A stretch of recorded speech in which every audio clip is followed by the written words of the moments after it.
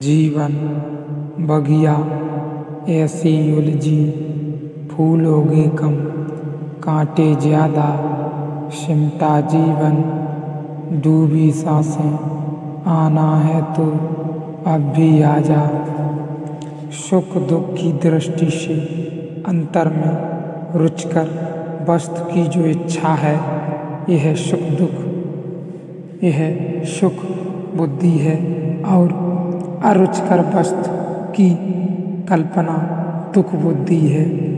सुख को प्राप्त करने और दुख को त्यागने के लिए जीव जो क्रियाएं करता है, उन्हीं के कारण उसे कर्ता कहा जाता है। स्पर्श, शब्द, रूप, रस और गंध, ये 5 विषय सुख दुख के कारण हैं। पुण्य और पाप कर्मों का अनुसरण करने वाले आत्म प्राप्त हुए शरीर के संयोग को, प्रयास को अप्राप्त होते हुए भी स्वयं की तरह समझ लगता है, तब उसे उपाधि युक्त जीव कहते हैं। शरीर के बीच में गिरा है जो शून्य शरीरों की परतों के बीच बंध गया है, जो अस्तित्व उस तक पहुंचने के लिए सुख दुख को समझ लेना अत्यंत जरूरी है, क्योंकि सुख दुख के कारण ही बंधा है। शरीर नहीं बंधता है, शरीर नहीं बांध सकता है, लेकिन शरीर से सुख मिल सकता है, यह धारणा ही बांधती है। और अगर कारागृह में सुख मिल सकता है तो कारागृह भी बांध लेगा।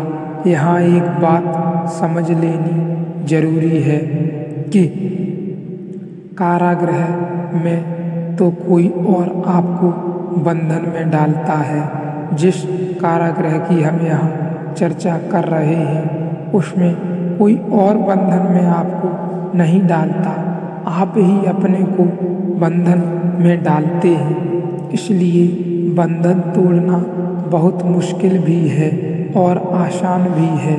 मुश्किल इसलिए कि जब आपने ही अपने को बांधा है तो बंधन में जरूर रस पा रहे होंगे, नहीं तो बांधने का कोई कारण ही नहीं।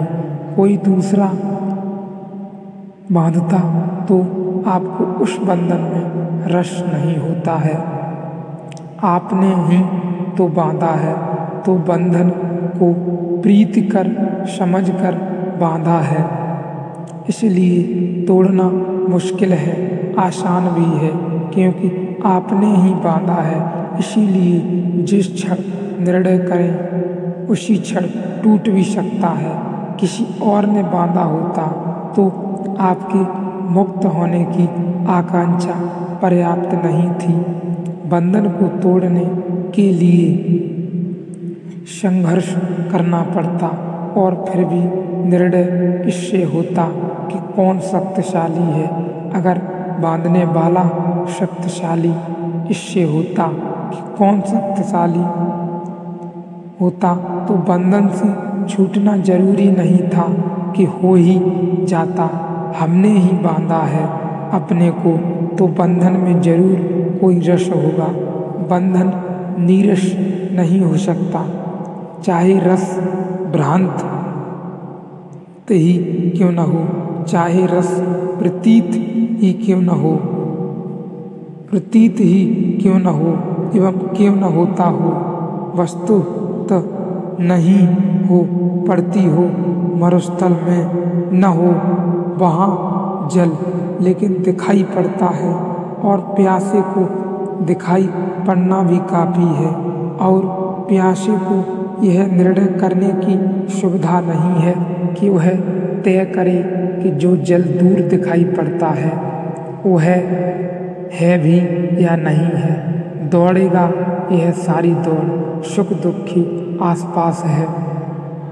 इसलिए सुख दुख के तत्व में भीतर प्रवेश कर जाना जरूरी है। शायद सुख दुख की संभावना ही बंधन का कारण है। सुख क्या है और दुख क्या है, ऊपर से देखने पर लगता है दोनों बड़े विपरीत हैं, एक दूसरे के बिल्कुल दुश्मन हैं।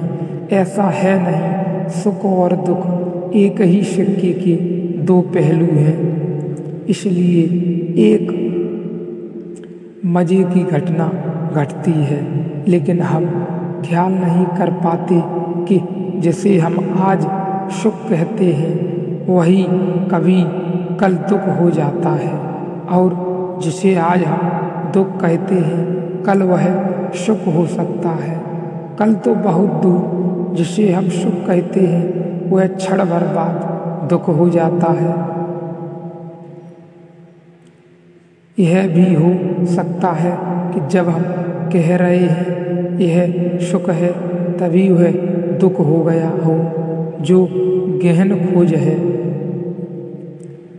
हो सकता है, और वह सुख दुख की जो गहन खोज करते हैं मनुष्य मन की, वे तो यह कहते हैं कि जब कोई व्यक्ति कहता है यह सुख है तभी वह दुख हो गया होता है, क्योंकि जब तक वह सुख होता है यह कहने की भी सुविधा नहीं मिलती कि यह सुख है।